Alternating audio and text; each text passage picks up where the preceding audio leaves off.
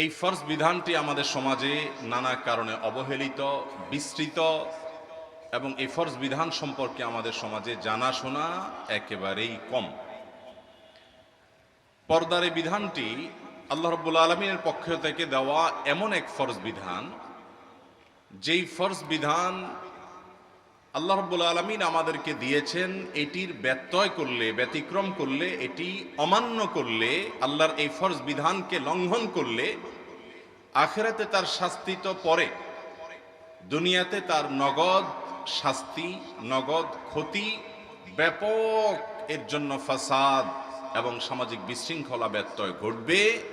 এ বিষয়ে আল্লাহ রাব্বুল আলামিন কোরআনে হাকিমে যেমন আমাদেরকে জানিয়েছেন, নবী করিম সাল্লাল্লাহু আলাইহি ওয়াসাল্লামের হাদিস থেকে আমরা জানতে পারি। মুশকিল হলো, পর্দার বিষয়ে ওয়াজ করলেই আমরা এক শ্রেণীর মানুষ মনে করি যে এই বুঝি নারীদের বিরুদ্ধে কঠিন কোনো হুঙ্কার দেয়া হবে, এই বুঝি নারীদেরকে একেবারে গৃহবন্দী করে দেওয়ার কোনো আলোচনা আসবে, এই বুঝি নারীদেরকে সমস্ত সুযোগ সুবিধা থেকে, জগৎ জয় করা থেকে বঞ্চিত করা হবে। পর্দার বিধানটাকে ইসলাম বিদ্বেষীরা এমনভাবে আমাদের সমাজে, আমাদের চোখের সামনে তুলে ধরেছে যে পর্দার বিধান মানে একটা আতঙ্কের জিনিস। ঠিক না ঠিক?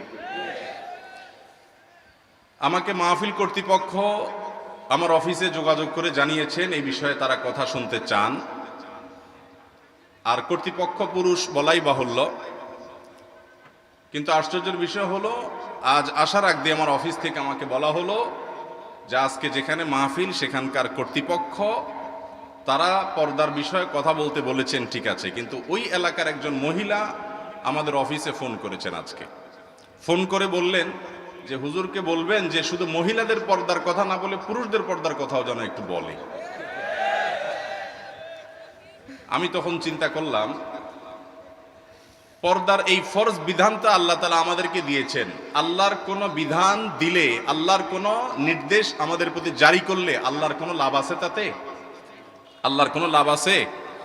আল্লাহর কোন বিধান যদি আমরা লঙ্ঘন করি তাতে আল্লাহর কোন ক্ষতি আছে?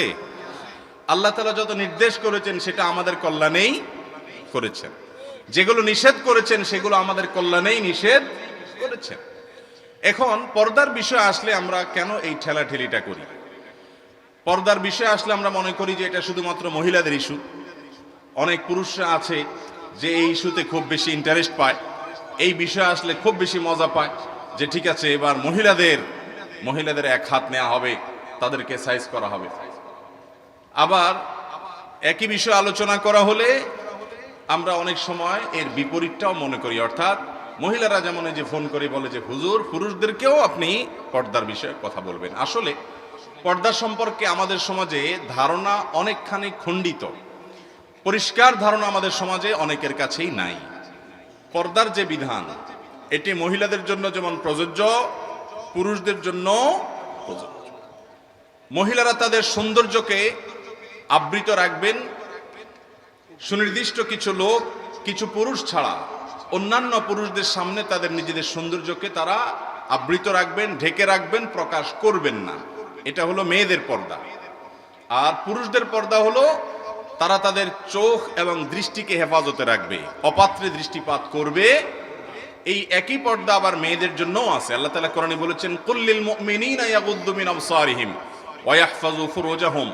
হে রাসূল, আপনি বলে দিন ঈমানদার পুরুষদেরকে যেন তারা তাদের চোখগুলোকে হেফাজত করে, অবনত করে, নিয়ন্ত্রণ করে, কন্ট্রোল করে, যেখানে সেখানে চোখ দিয়ে চেয়ে না বেড়ায়, আর তাদের ইজ্জতকে, সম্ভ্রমকে যেন তারা হেফাজত করে। তাহলে পর্দার বিধানটা শুধু মহিলাদের জন্য না, এটা পুরুষদের জন্য প্রযোজ্য। মুহতারাম হাজরিন, আল্লাহ রাব্বুল আলামিন পর্দার বিধান কেন দিয়েছেন? কোরআনে কারীমের একটি আয়াত আমি তেলাওয়াত করেছি, সূরা আহজাব, সূরা নূরে আল্লাহ তাআলা পর্দা সম্পর্কে অনেক নির্দেশ করেছেন। আল্লাহ তাআলা তার রাসূলকে বলছেন, তার সবচেয়ে প্রিয় মানুষটাকে বলেছেন, সৃষ্টি জগতের মধ্যে আল্লাহর সবচেয়ে পছন্দের লোকটাকে, পছন্দের গোলামকে, সৃষ্টিকে আল্লাহ বলছেন, ইয়া আইয়ুহান নবী, হে রাসূল, কুল লিআজওয়াজিক, আপনি আপনার স্ত্রীগণকে, আপনার পত্নীগণকে, আপনার বাসার মহিলাদেরকে আপনি বলুন, ওয়া বানাতিক, আপনার মেয়েদেরকে, আপনার কন্যাদেরকে আপনি বলুন, ওয়া নিসাইল মুমিনিন, এবং মুমিন নারীদেরকে তাদেরকেও বলুন, শুধুমাত্র আপনার পরিবারের মহিলা না, বরং আপনার পরিবারের বাইরের সব মহিলাদেরকে আপনি বলুন কি, ইউদনিনা আলাইহিন্না মিন জালাবিবিহিন, যেন তারা তাদের মাথার উপরের কাপড়টাকে টেনে দেয়, তাদের মাথার উপরের ওড়নাটাকে, কাপড়টাকে যেন তারা টেনে দেয়। কেন টেনে দিবে? যালিকা আদনা আন ইউরাফনা, যাতে করে বোঝা যায় এটা কোনো বাজারে মহিলা না, এটা সম্ভ্রান্ত মুসলিম নারী, সে তার ইজ্জত, সে তার সম্ভ্রম, এগুলোর ব্যাপারে যথেষ্ট আত্মসম্মান বোধ সম্পন্ন। ফালা ইউযাইনা, তাহলে তাদেরকে কেউ উত্ত্যক্ত করবে না, তাদেরকে উত্ত্যক্ত করতে পারবে না, তারা নিরাপদে থাকবে, তারা সেফটির মধ্যে থাকবে। পর্দার এই বিধানটা একজন নারীর জন্য ইজ্জতের ব্যাপার, সম্ভ্রমের ব্যাপার। আমরা যেটাকে মনে করি এটা বোধহয় নারীর উপর একটা বোঝা, আমরা অনেকে মনে করি এটা বোধহয় নারীর জন্য বন্দি দশা, আমরা অনেকে মনে করি এটা বোধহয় নারীর প্রতি অবিচার, আমরা অনেকে মনে করি এটা বোধহয় নারীকে থামিয়ে দেওয়া। মুহতারাম হাজিরিন, আল্লাহ রাব্বুল আলামিন নারীকে সৃষ্টি করেছেন এমন করে যে পরপুরুষের দৃষ্টি যদি তার প্রতি হয়, তার সৌন্দর্য যদি অবলোকন করে, তাহলে তার মনের মধ্যে বাজে আকাঙ্ক্ষা জাগ্রত হবে, এবং সে আকাঙ্ক্ষা জাগ্রত হওয়াটা সময়ের ব্যাপার মাত্র, এটা আরো অনেক দূর যেতে পারে। এই জন্য আল্লাহ তাআলা পর্দার বিধানটাকে ফরজ করে দিয়েছেন। এটা আমাদের কল্যাণার্থে, যাতে পুরুষরা তাদের চরিত্রকে হেফাজত করতে পারে, নারীরা যাতে সেফে থাকতে পারে, নিরাপদে থাকতে পারে, সমাজে যাতে নারী ঘটিত অপরাধ, যৌনতা সংশ্লিষ্ট অপরাধগুলো যেন সমাজে কমে, সেজন্য আল্লাহ তাআলা বিধান দিয়েছে। যারা পর্দাকে প্রগতির পথে, উন্নতির পথে, উৎকর্ষের পথে অন্তরায় এবং বাধা মনে করে, সেই সকল অমুসলিম দেশগুলোতে চলেন আমরা একটু দেখে আসি কি অবস্থা।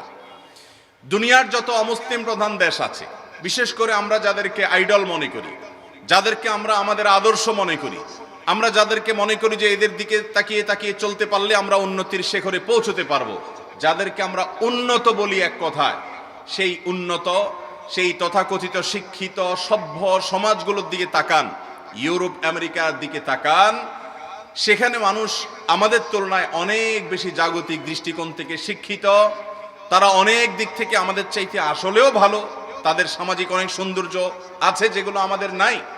ইসলাম করতে বলেছে, আমরা করি না, সেগুলো তারা করে। কিন্তু এই একটি জায়গায় এসে গোটা পৃথিবীর, বিশেষ করে পশ্চিমা দুনিয়ার যাদেরকে আমরা আমাদের আদর্শ বা মডেল মনে করি, সেই দেশগুলোতে নারীদের অবস্থা যদি আপনি দেখেন, পত্রপত্রিকা খোলেন, অনলাইনে গিয়ে সার্চ দেন, তাদের দেশে কর্মস্থলে নারীরা যতটা অনিরাপদ, যতটা নারীরা যৌন হয়রানির শিকার হয়, এমনকি বাসাবাড়িতে যতটা হয়, রাস্তাঘাটে যতটা হয়, সামান্য কয়েক সেকেন্ডের বিদ্যুৎ চলে গেলে লিফটে, পাবলিক প্লেসে যে পরিমাণ হয়, যেগুলোর রেশিও এবং বিস্তারিত বিবরণ জরিপ পত্রপত্রিকায় বিভিন্ন সময় উঠে আসে, আলহামদুলিল্লাহ অনেক দরিদ্র, অনেক গরিব এবং অনেক জাগতিক দিক থেকে পিছিয়ে থাকা মুসলমান সমাজে তার চাইতে মেয়েরা শত শত নয় হাজার গুণ ভালো আছে, আলহামদুলিল্লাহ। ঠিক না বে ঠিক? মুহতারাম হাজিরিন, এর একমাত্র কারণ হলো পর্দা, এছাড়া আর কোনো কারণ